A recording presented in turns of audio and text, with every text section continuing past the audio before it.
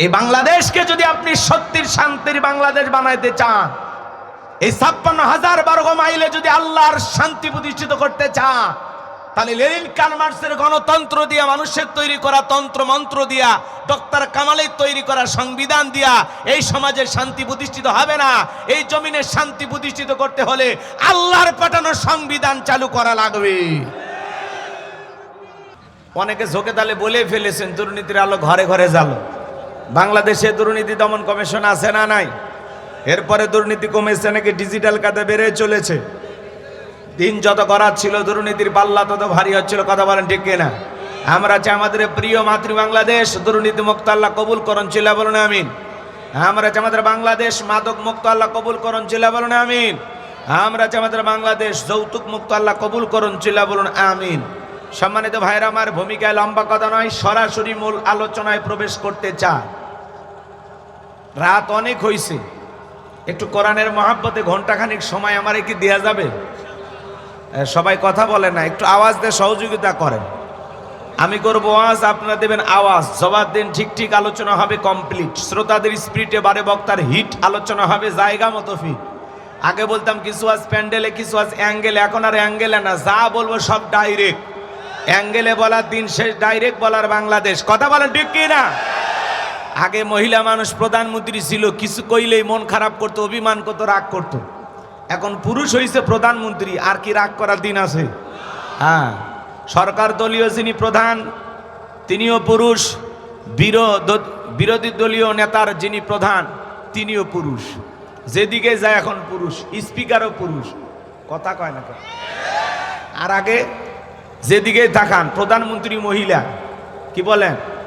স্পিকারও মহিলা, মাঝে মাঝে কৃষিমন্ত্রী মহিলা হইতো।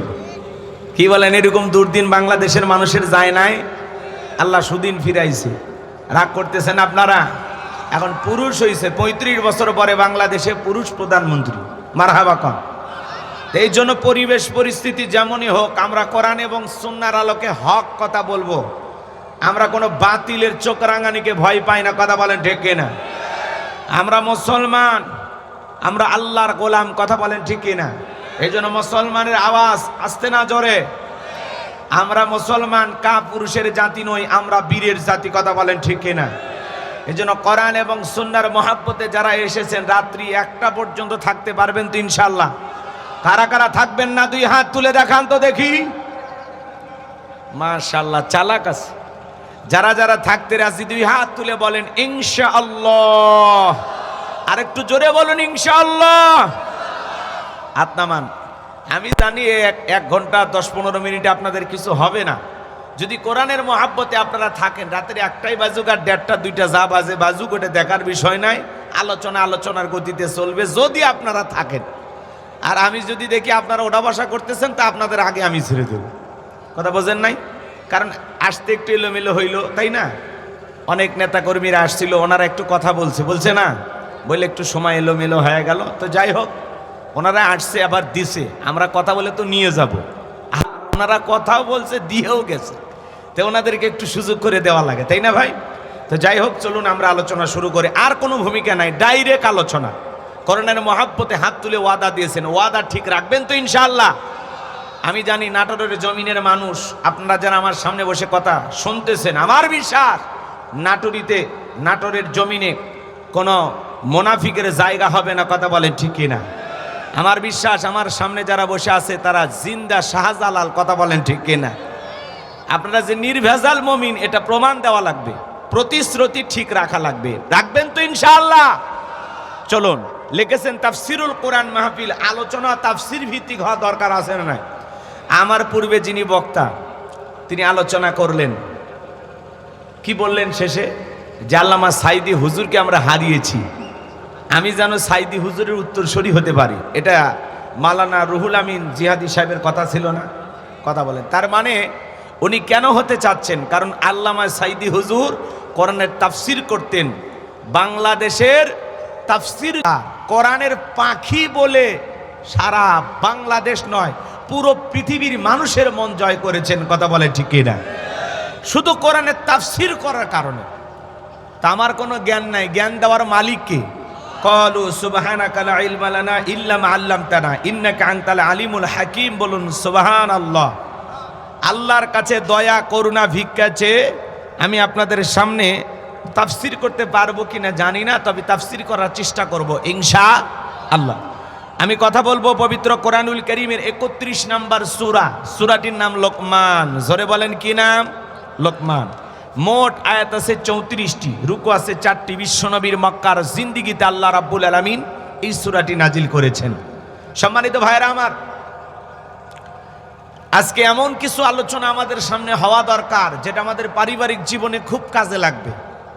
প্রত্যেকটা মাহফিলে আমরা যাই আর আমরা চিন্তা ভাবনা করি যে হুজুর সমাজের হইল কি, এ হইছে সে হইছে, নানান কথা আমাদের। শোনেন, নিজের ঘরটা যদি ঠিক না থাকে জীবনের কোনো জায়গায় আপনি সুখ মিলাইতে পারবেন না।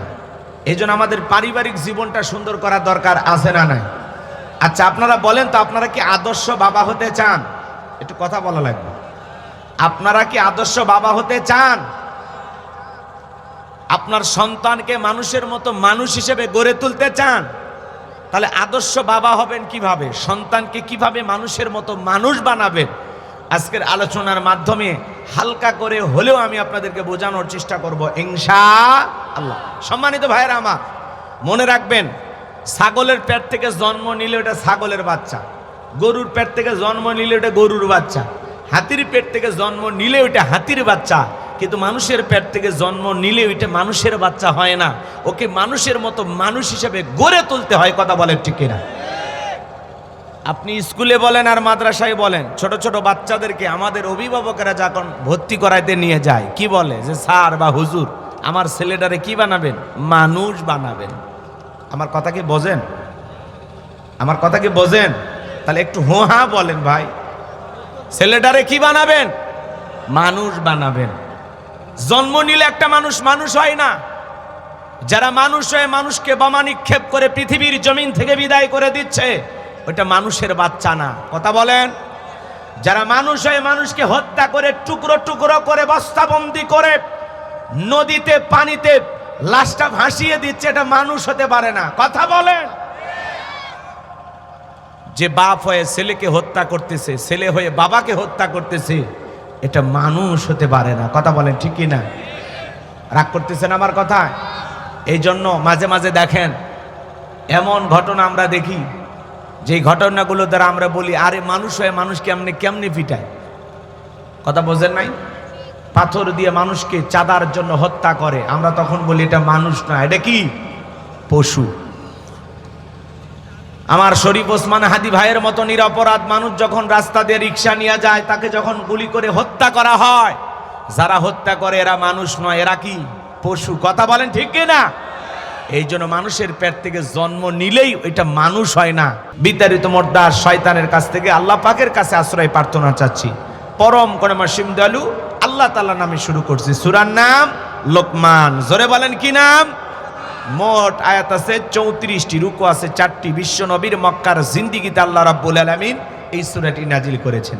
সম্মানিত ভাইয়েরা আমার, এই লোকমানে হাকিমের চেহারা ছিল কালো, ঠোঁটগুলো ছিল মোটা, খুব বেশি লম্বা মানুষ ছিলেন না, খাটো মানুষ ছিলেন। মানুষের বাড়িতে রাখালের কাজ করতেন, ছাগল চরানোর কাজ করতেন। সেই মানুষটাকে আল্লাহ এত সম্মানিত কেন করলেন? তিনি নবীও ছিলেন না, রসুলও ছিলেন না, ছিলেন একজন জ্ঞানী ব্যক্তি।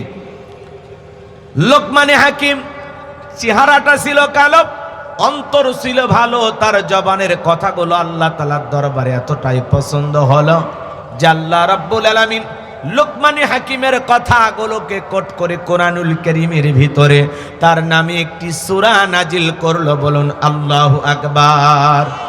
আমার আল্লাহ রাব্বুল আলামিন বলেন, ওয়ালাকাদ আতাইনা লুকমানাল হিকমাতা আনিশকুরু লিল্লাহ ওয়া মান ইয়াশকুরু ফাইন্নামা ইয়াশকুরু লিনাফসিহি ওয়া মান কাফারা ফাইন্নাল্লাহা গনিয়্যুন হামিদ।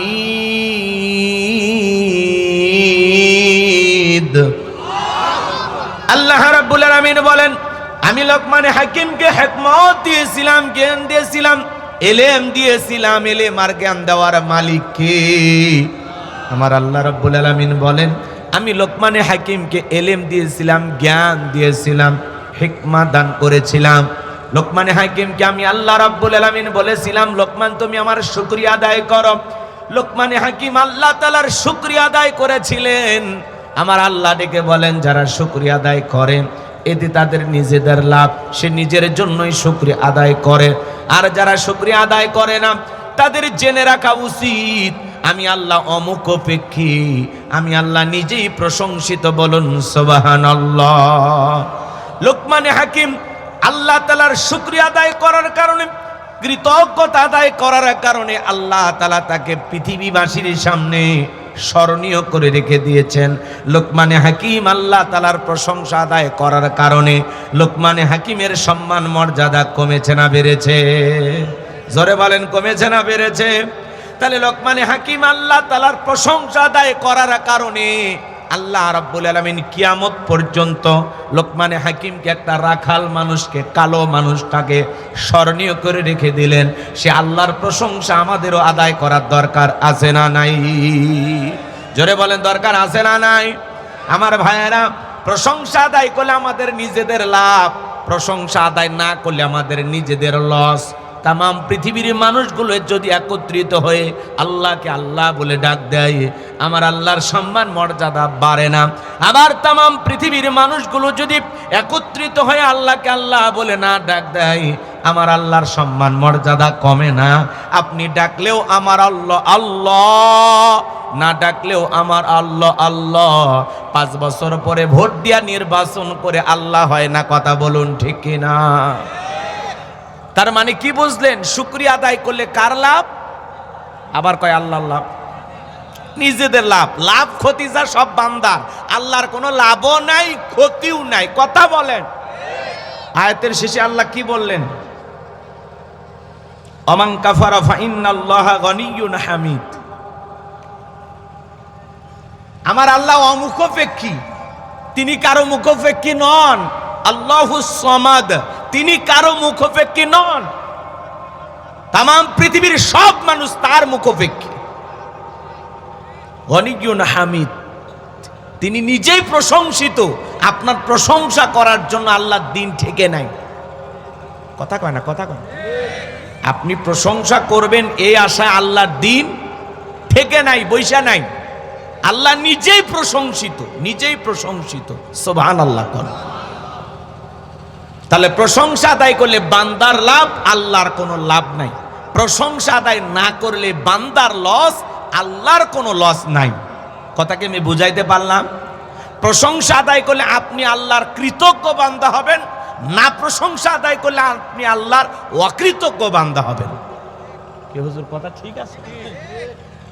রাগ কইরেন না। লিখেছেন তাফসিরুল কোরআন মাহফিল। খালি একটু ঠান্ডা মাথায় বোঝেন, আমি কয়েকটা আয়াত সামনে রেখে কথা বলবো, বোঝেন। প্রত্যেকটা কথা ভালো লাগবে ইনশাআল্লাহ। যুবক যারা আছো নিরাশ হয় না, আমি আগেই বলছি তোমাদের ওয়াজ আমি করব। মা বোন যারা আসছে তাদের জন্য আলোচনা হবে ইনশাআল্লাহ। কেউ নিরাশ হবেন না, খালি একটু সময় দেওয়া লাগবে। চতুর্দিকে আগে আল বান্ধে নেই, কি বলেন? তারপরে আলোচনা বুঝবেন, মজা পাবেন ইনশাআল্লাহ। আমার ভাইয়েরা, কেন আল্লাহর প্রশংসা আদায় করবেন না? পা থেকে মাথা পর্যন্ত তাকায়া দেখেন, কোটি কোটি টাকার নিয়ামত আল্লাহ তাআলা আপনার এই 3.5 হাত বডির মধ্যে দিয়েছে। কথা বলেন ঠিক কিনা? পৃথিবীর কোনো দোকানে একটা আঙ্গুল কিনতে পাওয়া যায় না, সুন্দর 2টা চোখ কিনতে পাওয়া যায় না, পৃথিবীর কোনো দোকানে কান কিনতে পাওয়া যায় না। এত সুন্দর করে আপনাকে আমাকে সৃষ্টি করেছেন তিনি কে? লাকাদ খলাকনাল ইনসানা ফি আহসানি তাকওয়িম। বান্দারে, আমি আল্লাহ নিপুণ ভাবে বড় সুন্দর করে তোমারে সৃষ্টি করেছি। আপনাকে আমাকে সুন্দর আকৃতি দিয়ে বানিয়েছেন তিনি কে? কেন আল্লাহর শুকরিয়া আদায় করবেন না?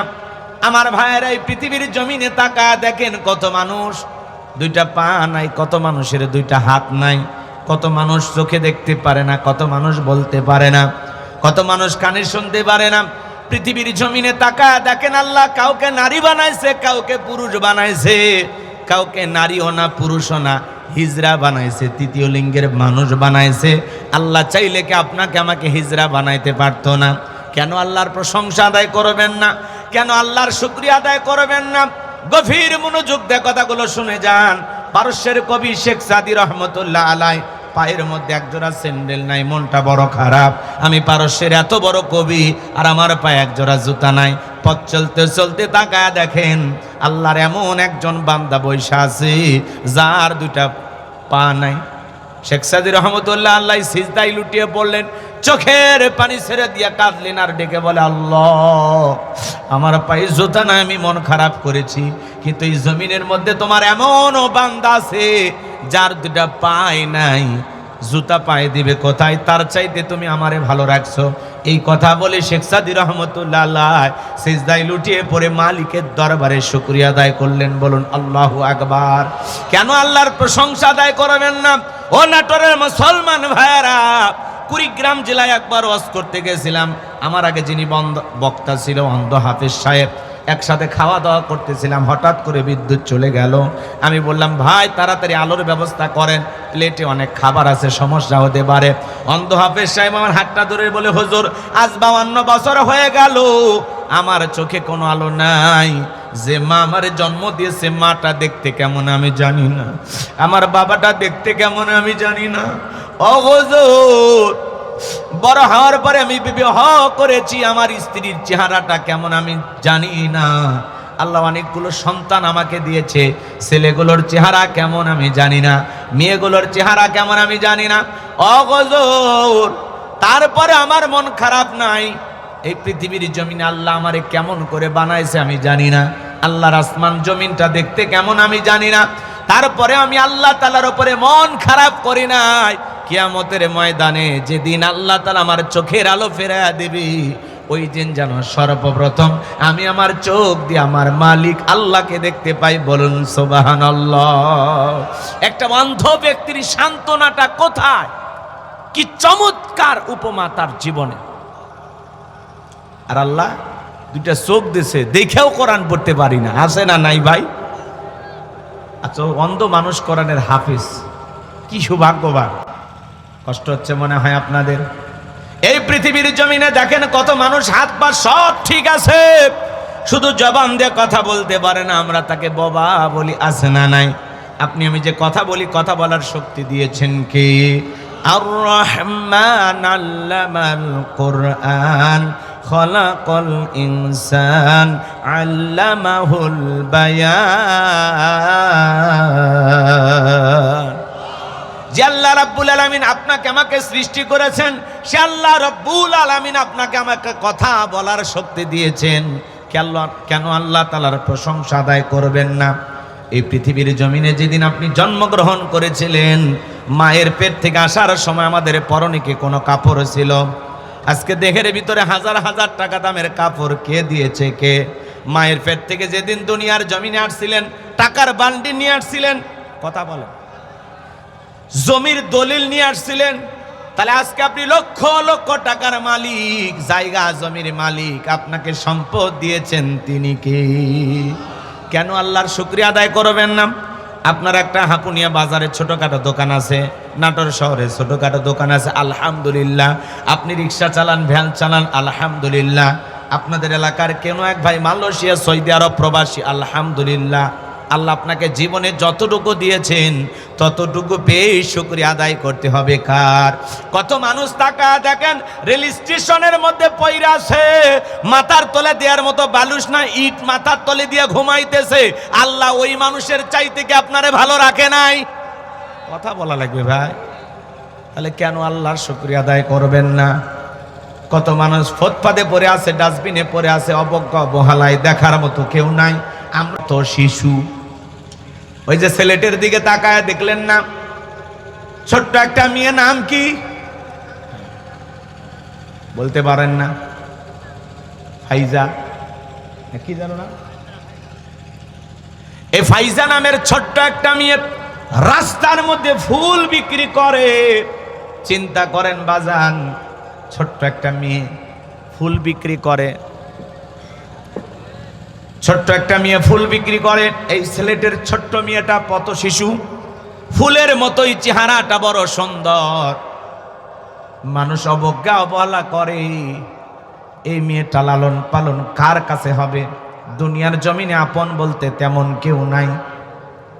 ছেলেটার একজন বিশিষ্ট ব্যবসায়ী ধনী মানুষ, সে তার দায়িত্ব নিয়ে নিল যে ছোট্ট মেয়েটাকে আর ফুল বিক্রি করতে হবে না, তার জীবনের পরিপূর্ণ দায়িত্ব আমি নিলাম। সে এখন ভালো স্কুলে পড়াশোনা করবে, তাকে মানুষ বানানোর জন্য যত টাকা পয়সা প্রয়োজন আমি খরচ করব।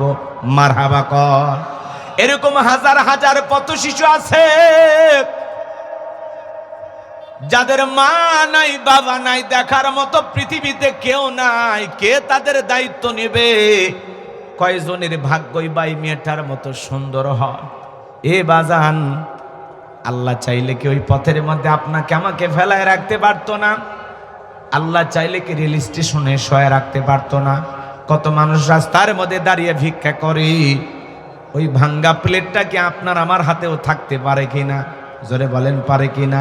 আল্লাহ ভিক্ষুক না বানায়া, এত গরিব অসহায় দরিদ্র না বানায়া, চলার মতো টাকা দিয়েছে, ঘুমানোর জন্য একটা ঘর দিয়েছে। আপনি আরামায়েশে আছেন, যতটুকু জায়গা জমি আছে আলহামদুলিল্লাহ। কেন আল্লাহর শুকরিয়া আদায় করবেন না? আল্লাহর শুকরিয়া আদায় করতে এত কৃপণতা কেন করেন? যদি জিজ্ঞাসা করা, ভাই কেমন আছেন? বলে হুজুর গরিবের থাকা না থাকা আমরা বেঁচে আছি কোনো মতে। হুজুর কথা কয় না, কথা কয় না। আছে না নাই? গরিব দুঃখী অসহায় মতো ভান করে, কয় হুজুর গরিবের থাকা না থাকা আছি কোনো মতে। মানে নাটোর বনপাড়া যা আছে, একেবারে সিরাজগঞ্জ, বগুড়া, সাতমাথা সব ঘুরে আসে, বলে আলহামদুলিল্লাহ। ভাই কেমন আছেন? কয় গরিবের থাকা না থাকা। সর্বশেষে যা কি বলে? আলহামদুলিল্লাহ। ভাই আপনাকে জিজ্ঞাসা করা মাত্রই আপনি সাথে সাথে কি বলবেন? আলহামদুলিল্লাহ। ভাই কেমন আছেন? আলহামদুলিল্লাহ। অনেকেই কিন্তু বলে, কিন্তু বোঝে না কি বলতেছে, বোঝে না। আছে না ভাই? আপনার শাশুড়ি মারা গেছে, আলহামদুলিল্লাহ। আপনার স্ত্রী গর্ভবতী ছিল, বাচ্চা ডেলিভারি করছে, ইন্না লিল্লাহি ওয়া ইন্না ইলাইহি রাজিউন। এক মুরব্বী চাচা পেশাব করতেছে আর দোয়া পড়তেছে, বিসমিল্লাহি ওয়ালা বারাকাতিল্লাহ। চাচা এই তো খানা খাওয়ার দোয়া। তখন বলতেছে, বাবা কোন দোয়া কোন জায়গায় পড়লাম, আমার মাথা কাজ করে না। এরকম লোক আছে না নাই? তো ভাই আপনারা সবাই কেমন আছেন? সুখে থাকি আর দুঃখে থাকি, খেয়ে থাকি আর না খেয়ে থাকি, সব সময় প্রশংসা হবে কার? প্রশংসার ওয়াজ করলে 2 ঘন্টা ওয়াজ করে, ওইদিকে সুযোগ নাই। কত মানুষ এই সময় হাসপাতালের বেডে শুয়ে কাতরাইতেছে, আল্লাহ চাইলে ওই জায়গায় রাখতে পারতো না? কত মানুষ বিছানায় শুয়ে ঘরে কাতরাইতেছে, আল্লাহ চাইলে ওই জায়গায় রাখতে পারতো না? আল্লাহ সুস্থ রেখে ভালো রেখে আপনাকে আমাকে নিয়ে আসছেন, এটা আল্লাহর অনেক বড় দয়া, অনেক বড় দয়া। সুস্থতে যে কত বড় নিয়ামত, অসুস্থ হলে মাঝে মাঝে টের পাওয়া যায়। কথা বলেন, তখন খালি কোতে আর আল্লাহ ডাক দেয়, ইস রে আল্লাহ, আল্লাহ এইবার বাঁচা, ওরে বাবা যে ব্যথা, এইবার মানে আজরাইলের সাথে দেখা হবি। কথা কয় না কেন? যখন অসুস্থ হয় হাসপাতালে বিছানায় পড়ে যায়, তখন কোতে আর আল্লাহ ডাক দেয়, কোতে আর আল্লাহ ডাক দেয়, দমে দমে আল্লাহ ডাকে, কয় আল্লাহ এইবারের মতো মাফ করে দে আল্লাহ। এমন কান্নাকাটি কোতাকুতি। যখন সুস্থ হয় এমন ভাব নিয়ে চলাফেরা করে, মনে হয় কোনো রোগ তার স্পর্শই করেনি, লোকটা মনে হয় জীবনে অসুস্থই হয়নি। কথা বলুন ঠিক না? এই হলো আমাদের অবস্থা। সুখে থাকতে আল্লাহরে ভুলে যায়, আর দুঃখে বললে আল্লাহরে স্মরণ হয়। কি বলেন? এই জন্য সুখে থাকি আর দুঃখে থাকি, খেয়ে থাকি আর না খেয়ে থাকি, সুস্থ থাকি আর অসুস্থ থাকি, ভালো থাকি আর মন্দ থাকি, টেনশনে থাকি আর টেনশন ছাড়া থাকি, সব সময় প্রশংসা হবে একমাত্র কার? মনে থাকবে তো ইনশাআল্লাহ? আল্লাহ প্রশংসা আদায় করবেন, আল্লাহ নিয়ে আমার সব বাড়ায়া দিন। মুসা আলাইহিস সালাম এর এক উম্মত বলে, পয়গম্বর আল্লাহ এত সম্পদ দিয়েছে, আপনি আল্লাহর সাথে যখন কথা বলবেন, আমার বিষয়ে বলবেন, আল্লাহ যেন আমার একটু সম্পদ কমায় দেয়। কোন আমল করলে কমে যাবে আপনি একটু বলবেন। পয়গম্বর আল্লাহর সাথে কথা বললেন, এক পর্যায়ে ডেকে বলে, আল্লাহ আমার এক উম্মত জানতে চায় তার সম্পদ অনেক বেড়ে গেছে, সে একটু সম্পদ কমানোর জন্য কোনো আমল আছে কিনা জানতে চায়। আল্লাহ ডেকে বলে, পয়গম্বর তুমি তোমার উম্মতকে জানায় দাও, সে যেন একটু কম কম করে আমার শুকরিয়া আদায় করে। উম্মতের সাথে দেখা হয়ে গেল, ডেকে বলে, পয়গম্বর আল্লাহ তাআলা কি আমলের কথা বলেছেন? মুসা আলাইহিস সালাম ডেকে বলে, আমার আল্লাহ তাআলা বলেছেন তুমি একটু কম কম করে আল্লাহর শুকরিয়া আদায় করবা, তাহলে তোমার সম্পদ কমে যাবে। লোকটা ডেকে বলে, আপনি নবী মানুষ, এটা কি কথা বললেন? যে আল্লাহ আমার এত নিয়ামত দিয়েছে, যে আল্লাহ আমার এত ভালো রাখছে, কেন সে আল্লাহর প্রশংসা আদায় করব না? আজ থেকে আমি আরো বেশি বেশি করে আল্লাহর প্রশংসা আদায় করব, বলুন সুবহানাল্লাহ। তাহলে যদি আল্লাহ তাআলার প্রশংসা আদায় করেন, আপনার সম্পদ কমবে না বাড়বে? তাহলে সব সময় প্রশংসা হবে কার? এই যে কবরস্থানে কত মানুষ শুয়ে আছে, একবার সুবহানাল্লাহ বলার জন্য আফসোস করতেছে, একটা সিজদা দেওয়ার জন্য আফসোস করতেছে। কথা বলেন, আল্লাহ চাইলে কি কবরে আপনাকে আমাকে যাওয়া লাগবে না? কখন যে মৃত্যু চলে আসবে আমরা কেউ জানি না। হঠাৎ করে মৃত্যু চলে আসতে পারে, এজন্য প্রস্তুতি নিয়ে থাকা লাগবে। আমলের কথা বলেন, ঠিক কি না?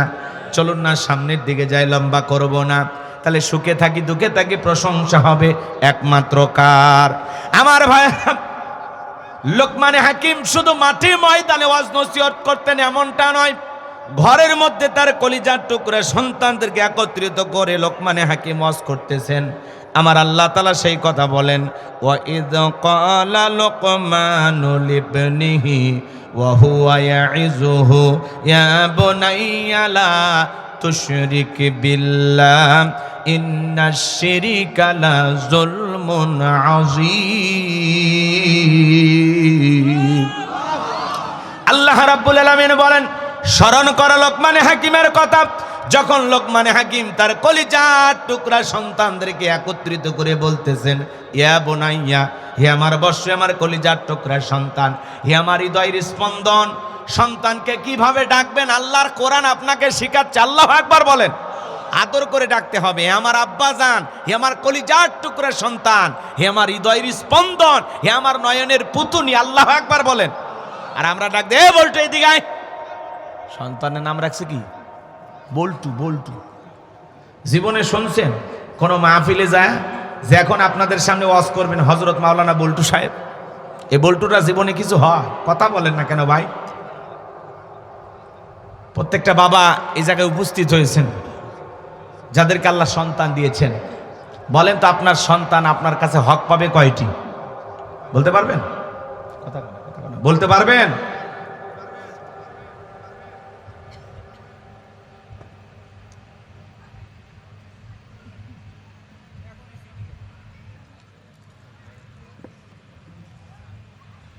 কষ্ট হচ্ছে আপনাদের? আমার দিকে তাকান। তাহলে বলুন আপনার সন্তান আপনার কাছে হক পাবে কয়টি? বলতে পারবেন না তো? তাহলে বলেন যে হুজুর জানি না। কথা কয় না, তাও করবেন না, স্বীকারও করবি না। আরে ভাই জানলে বলেন, আমি তো শুনতে চাচ্ছি। জানেন আপনার সন্তান আপনার কাছে হক পাবে 12টি। জোরে বলেন কয়টি? একটু জোরে কোন কয়টি? 12টি। 1 নাম্বার হক কি?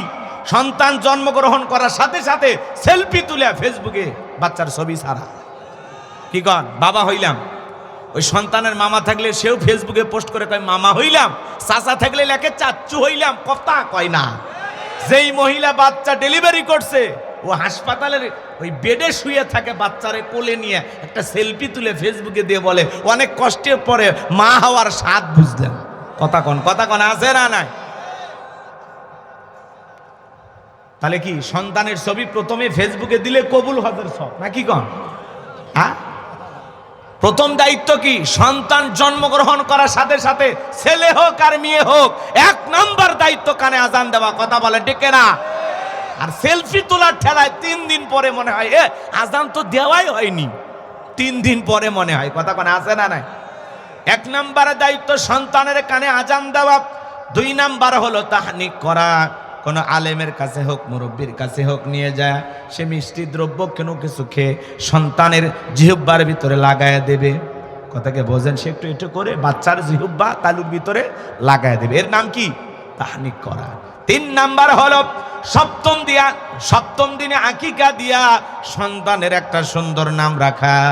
আল্লাহর কাছে 2টা নাম প্রিয়, একটা আব্দুল্লাহ আর একটা আব্দুর রহমান।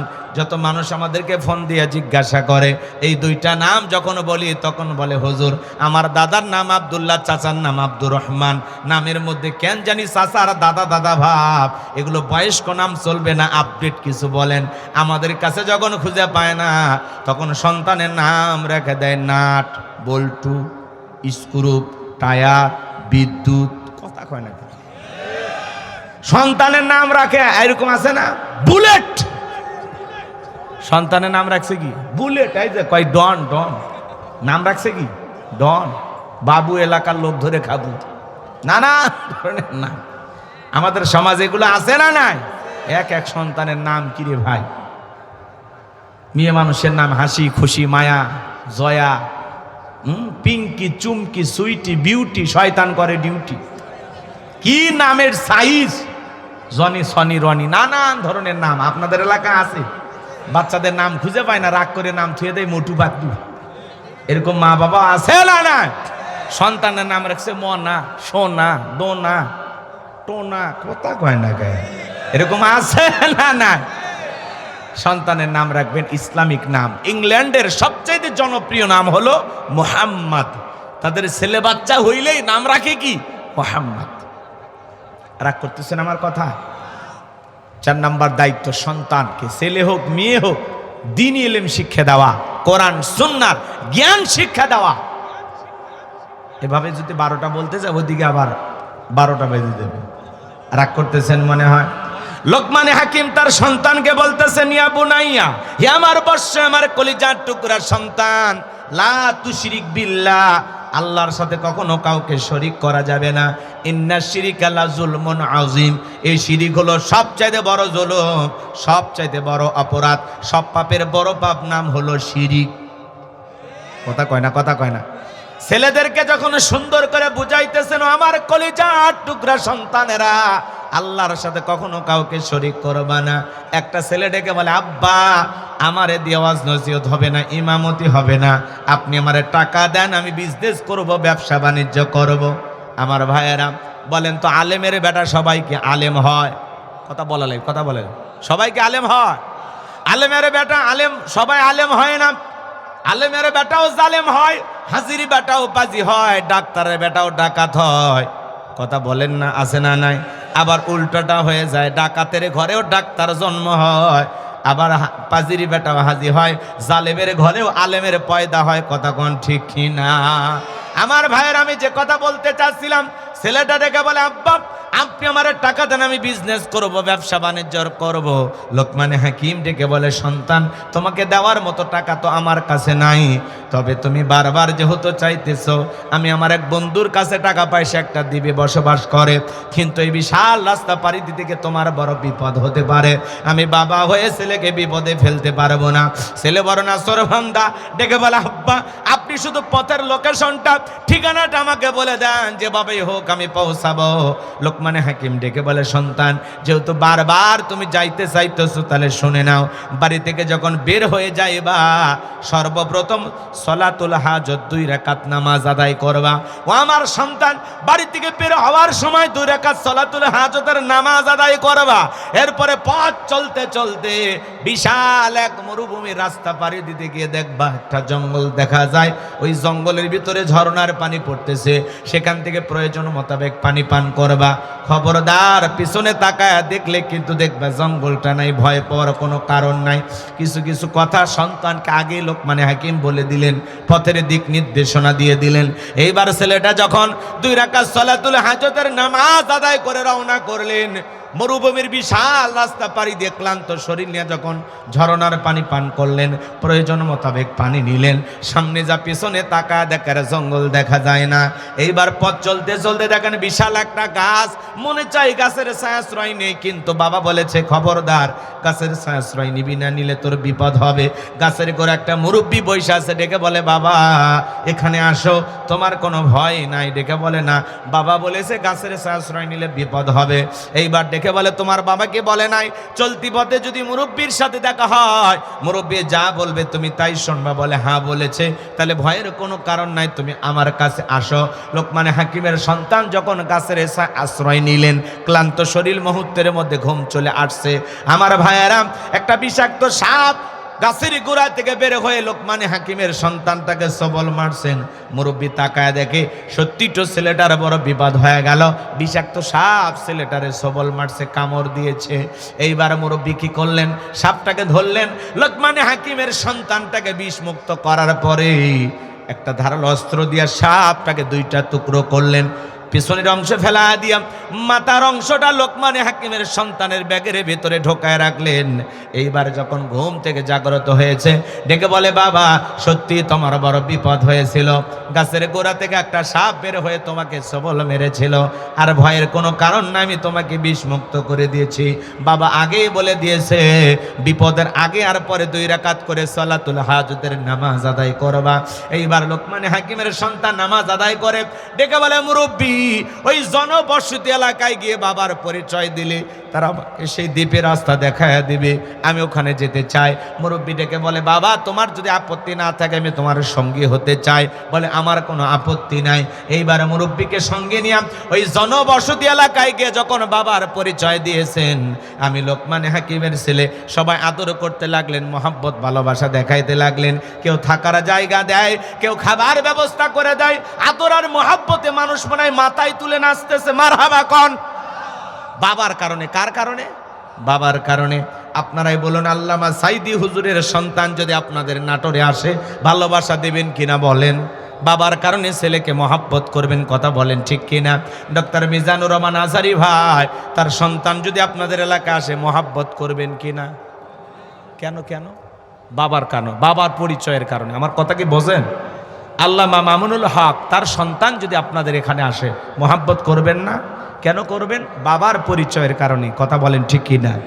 লোকমানে হাকিমের সন্তানকে সবাই মহাব্বত করতে লাগলেন, ভালোবাসা দেখাইতে লাগলেন। ওনার বাবা আগে বলে দিয়েছে, এলাকায় যাওয়ার পর একটা সুন্দরী মেয়ে আছে, খবরদার বিয়ে করা যাবে না, বিয়ে করলেই বিপদ হবে। এইবারে মুরব্বী এসে বলে, বাবা এলাকা একটা সুন্দরী মেয়ে আছে, তুমি কি বিয়ে করছো? বলে, না বিয়ে করি নাই। তাহলে বাবা পাত্রীটা একবার দেখো। সবাই বলতেছে ঠিক আছে, যেহেতু সবাই অনুরোধ করতেছে পাত্রীটা দেখো। ছেলেটাও চিন্তা করে বিয়ে করি আর না করি, একবার পাত্রী দেখি। এ যুবক, তোমরা পাত্রী দেখতে যাও না, কারের সাথে নিয়ে যাবা? বন্ধু বান্ধব, কথা কয় না কে? দুলা ভাই, হ্যাঁ বন্ধু বান্ধব, দুলা ভাই সাথে নিয়ে যাওয়া জায়েজ না হারাম? নিয়ে যাইতে পারবা, ওই বাড়ি পর্যন্ত নিয়ে যাইতে পারবা, কিন্তু যেখানে পাত্রী দেখার আয়োজন হবে ওই ঘরের ভিতরে দুলা ভাই বা বন্ধুকে প্রবেশ করানো যাবে না। কথা কয় না, কথা কয় না পোলাপান। এ তোমরা কি এতিম? হ্যাঁ কথা বলো না কেন বাবা? ও কারো বউ নাই? কি কয়? রাগ করতেছেন আপনারা আমার কথা? এদিকে তাকা। এ যুবক যারা আসো, পাত্রী দেখতে গেলে মারের সাথে নিয়ে যাবা, বোনের সাথে নিবা, খবরদার খালা কেউ নিবা না, ভাবি কেউ নিবা না। কারণ মেয়ে দেখতে যতই সুন্দরী হোক, খালা বলবে এর চাইতে আমার লাভলি ভালো, কথা কয়। কারণ খালার বাড়িতে একটা রেডি হয়ে আছে, বুঝতে পারছেন? মেয়ে দেখতে যতই সুন্দরী হোক, ভাবি চাইবে তার চাইতে কম সুন্দরী যেন এই বাড়ির বউ হয়। ভাবির চাইতে বেশি সুন্দরী হলে ভাবির কদর থাকবে। কথা কি বুঝছেন? তার মানে এই দুই নারীর ভিতরে কি আছে? ভেজাল আছে। মারের সাথে নেওয়া লাগবে। মা চাইবে আমার ছেলের বউটা যেন চাঁদের মতো সুন্দরী হয়। আপনার বোন চাইবে আমার ভাইয়ের যেন একটা মনের মতো ভাবি হয়। কথা কন ঠিক কিনা? এই দুই মহিলার মধ্যে ভেজাল নাই। তাহলে পাত্রী দেখতে গেলে মা আর বোনকে সাথে নিয়ে যাবেন। হ্যাঁ, কারের সাথে নিয়ে যাবেন? খবরদার দুলা ভাই বন্ধু বান্ধব নিয়ে যাওয়া জায়েজ নাই। মনে থাকবে তো ইনশাআল্লাহ? কথা কন, মনে থাকবে তো ইনশাআল্লাহ? আমার ভাইয়েরা, এইবার সবাই মিলে লোকমানে হাকিমের সন্তানকে নিয়ে যায় পাত্রী দেখার ব্যবস্থা করে দিল। মেয়েটা দেখতে এতটাই সুন্দরী ছিল, সেই সময়ের বিশ্ব সুন্দরী বললে ভুল হবে না। এক পলক দেখার মাত্রই লোকমানে হাকিমের ছেলে মনে মনে ভাবতেছে, বিয়ে যদি করি এই মেয়েকে করব। মেয়েটা এতই সুন্দরী, সেই সময়ের সবচেয়ে বেশি সুন্দরী নারী ছিল। এইবার মুরব্বীরা ডেকে বলে, বাবা পাত্রী কেমন দেখলে? কয় মাশাআল্লাহ, মেয়ে আমার পছন্দ হয়ে গেছে। তো বাবা তোমার যখন পছন্দ হয়ে গেছে বিয়ে করবা? বলে হ্যাঁ বিয়ে করব। তখন বলতেছে, বাবা মেয়ের একটা গোপন সমস্যা আছে। তুমি লোকমানে হাকিমের ছেলে, তোমার কাছে কেমনে বিষয়টা গোপন রাখি, ওপেন করে দেই? আচ্ছা বলেন তো, পাত্রী দেখতে গেলে আশেপাশে খোঁজ খবর নেন না উমুকের মেয়েটা কেমন? তখন বলে, ও উমুকের মেয়ে দেখতে আসছেন? ও তো 7 দিন আগে কক্সবাজারে থেকে একটা আইফোন নিয়ে আসছে। কথা কয় না, কথা কয় না, আছে না? না, হ্যাঁ, এলাকার লোক সব তথ্য দিয়ে দেয়। এইবার লোকমানে হাকিমের সন্তানকে ডেকে বলে, বাবা পাত্রী যেহেতু পছন্দ হয়ে গেছে, তুমি যেহেতু বিয়েতে রাজি, ডাকতে হবে কাজী, কিন্তু তার আগে তোমাকে বলতে চাই এই মেয়েটারও এর আগে 10 বার বিয়ে হয়েছে। কয়বার? 10 বার বিয়ে হয়েছে। 10টা স্বামী বাসর ঘরে মারা গেছে, একটা স্বামী বাসর ঘর থেকে জীবিত বের হয় নাই। তোমার সিরিয়াল 11 নাম্বার। এইবার বলো তুমি রাজি আছো না নাই? মেয়েটা তাহলে আর কতটা ভয়ঙ্কর সুন্দরী চিন্তা করেন। 10টা স্বামী বাসর ঘরে মারা গেছে, লোকমান হাকিমের সন্তানের পছন্দ হয়ে গেছে, মেয়েটাকে বিবাহ করতে চায়। পুরো ঘটনাটা কি বলবো আপনারা কে শুনবেন? বলেন শুনবেন? কারা কারা একটু হাত তুলে দেখান, লিল্লাহে তাকবীর। তাহলে লোকমান হাকিম ছেলেদেরকে ডেকে বলতেছেন, ইয়া বুনাইয়া লা তুশরিক বিল্লাহ, হে আমার বর্ষ আমার কলিজার টুকরা সন্তানেরা, লা তুশরিক বিল্লাহ, আল্লাহর সাথে কখনো কাউকে শরীক করা যাবে না।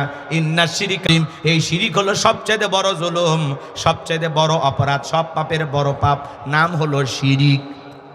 বড় শিরিকগুলোকে শিরিকে আকবর বলা হয়, ছোট শিরিকগুলোকে শিরিকে আসগর বলা হয়। আমাদের সমাজে প্রচলিত অনেক শিরিক আছে বাজান গো আমার। বলেন তো মাজারে সেজদা দেওয়া কি? এ জোরে কয় না গো। মাজারে সিজদা দেওয়া শিরিক, নেতার পায়ে সিজদা দেওয়া শিরিক, পীরের পায়ে সিজদা দেওয়া শিরিক। এই মাথা আল্লাহ ছাড়া পৃথিবীর আর কারো কাছে নত করা যাবে না।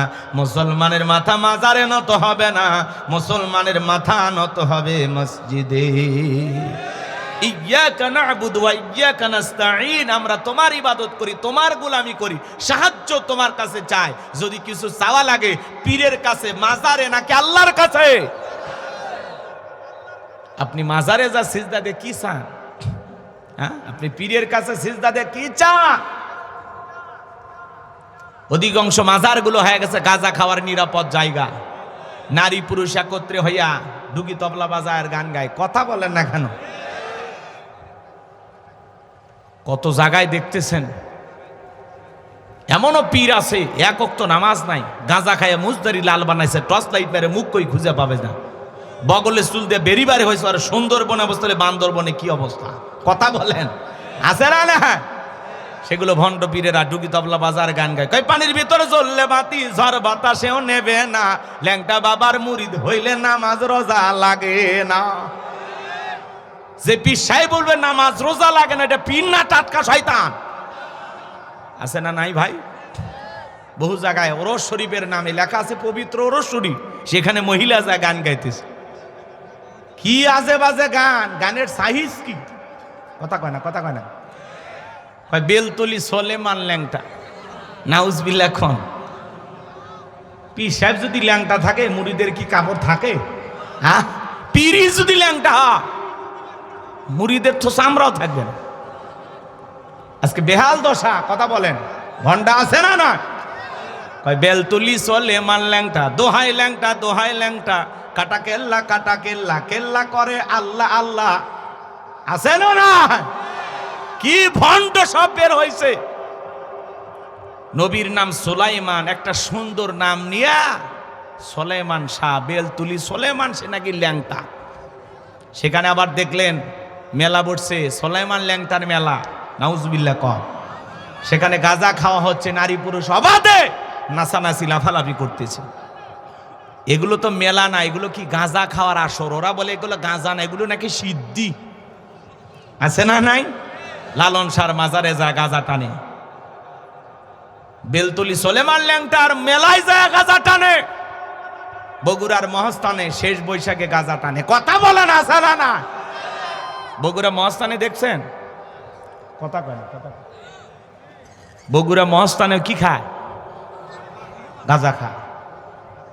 মন কেমন গাঁজা খায়, গাঁজার কলকিতে এমন টান মেরে ধুয়া ছাড়ে, রাস্তায় পুলিশের দাঁড়িয়ে থেকে মনে করতেছে যে ওরসের রান্না চলছে। কি গাঁজা খায় নারী পুরুষ। ওরা বলতেছেন না, এগুলো আল্লাহ তাআলা পৃথিবীতে এত গাছ গছালি বানাইছে, এটা একটা গাছ, এটা আল্লাহর নিয়ামত। নাউজুবিল্লাহ কোন গাঁজার গাছও নাকি আল্লাহর দেয়া নিয়ামত। কত বড় ভণ্ড এই দেশে আছে। আর আমরা এই সমস্ত ভণ্ডদেরকে বিশ্বাস করি। আমরা এদের কাছে যাব না। যদি চাওয়া লাগে কার কাছে? কোনো মাজারে চাবো না, কোনো পীরের কাছে চাইবো না। পীর কোনো কিছু দেওয়ার ক্ষমতা রাখে না, যিনি দিতে পারেন তিনি কে? তাহলে চাওয়াটা কার কাছে? ফাইদা ফারাগাতা ফানসাব ওয়া ইলা রাব্বিকা ফারাগাব। বান্দা যখন নিঃস্ব অসহায় দুর্বল হইবা, তোমার শূন্য হাতটা আমি আল্লাহর দিকে পেতে ধরো, তোমার শূন্য হাতটা আমি আল্লাহ পূর্ণ বানায় ফেরত দিব। বলুন সুবহানাল্লাহ। তাহলে ভণ্ড পীর যেখানে, একটু জোরে বলেন, ভণ্ড পীর যেখানে, হক্কানি আল্লাহওয়ালা যেখানে। পীর ছিল শাহজালাল, খানকাই পীর, রাষ্ট্রপতি পীর, নারাই তাকবীর হুঙ্কার দিয়েছেন, গৌর গোবিন্দ ধুতি খুলে পালাইছে। কথা বলে ঠিক না? তো বড় বড় আল্লাহওয়ালারা ছিল এই জমিনে, শাহজালাল, শাহপরান, শাহ মাকদুম, বাইজিদ বোস্তামি, আব্দুল কাদের জিলানী, আল্লামা খাজা মঈনুদ্দিন চিশতি রহমতুল্লাহ আলাইহি, বগুড়া শাহ সুলতান, রংপুরের কেরামতুল্লাহ, রাজশাহীর শাহ মাকদুম। বড় বড় আল্লাহওয়ালাদের কারণে এদেশে ইসলামের প্রচার প্রসার হয়েছে। আল্লাহওয়ালারা এসে এদেশের মানুষকে ইসলামের বাণী শোনাইছেন।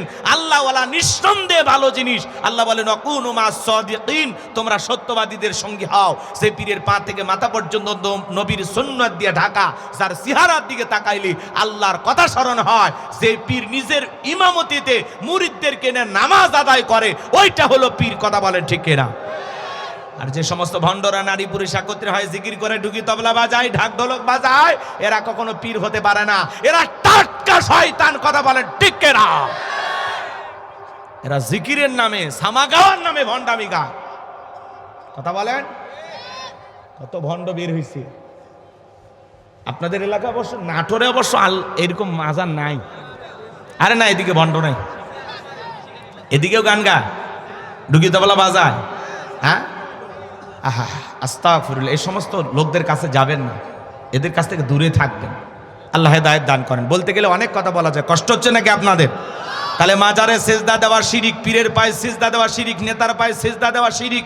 আল্লাহ ছাড়া এই মাথা পৃথিবীর কারো কাছে নত করা যাবে? কোন বেলতুলি সুলাইমান ল্যাংটার কাছে যাওয়া যাবে? নারী মানুষ হইয়া গান গায়, ল্যাংটা বাবার গান, আর সেগুলো শুনে আমাদের কান সুখ। একটা নবীর নাম নিয়ে ফাজলামি করে। সুলাইমান আলাইহিস সালামের সম্মান মর্যাদা কত! আল্লাহ এমন বাদশাহী তারে দিয়েছিলেন যা তারপরে পৃথিবীতে আর কোনো নবীকে দেওয়া হয়নি। সুবহানাল্লাহ কোন। সেই নবীর নাম নিয়া ল্যাংটা বাবার গান গাইতেছে, প্রত্যেকটা কথার মধ্যে শিরিক। কথা বলে ঠিক কিনা? এগুলো গান না, এগুলো হলো মানুষকে মূর্খ বানাচ্ছে, মানুষকে বিপদগামী বানাচ্ছে। এগুলো গানের মাধ্যমে মানুষকে শিরিকের দিকে ধাবিত করা হচ্ছে। কথা বলে ঠিক কিনা?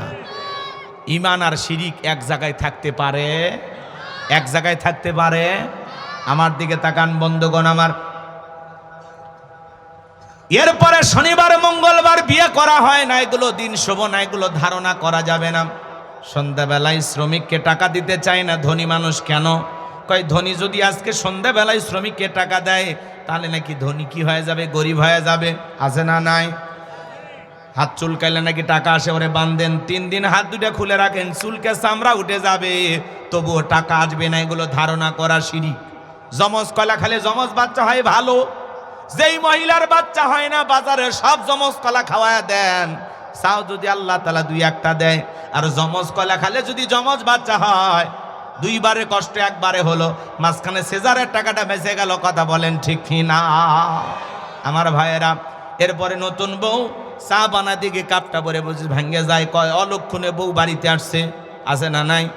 একটা চায়ের কাপের সাথে মানুষকে অলক্ষণ কুলক্ষণ কোনো কিছু বলা যাবে না। ইসলামের ভিতরে অলক্ষণ কুলক্ষণ বলে কোনো কিছু নাই। কথা বলেন ঠিক কিনা? এরপরে টিয়া পাখির কাছে যা ভাগ্য গণনা করে, কবিরাজের কাছে যা ভাগ্য গণনা করে। আছে না নাই? এরপরে বলে এক আংটিতে সব সমস্যার সমাধান। আপনি কি বিয়ে করতে ভয় পাচ্ছেন, মামলায় হেরে যাচ্ছেন, বিদেশে যেতে পারছেন না? আপনি কি দাম্পত্য জীবনে অসুখী, ব্যবসায় লস খাচ্ছেন? আসুন শেষ দর্শন Ajmer gems house, Bashundhara city complex, Panthapath, Dhaka, Liton Dewan Chishti.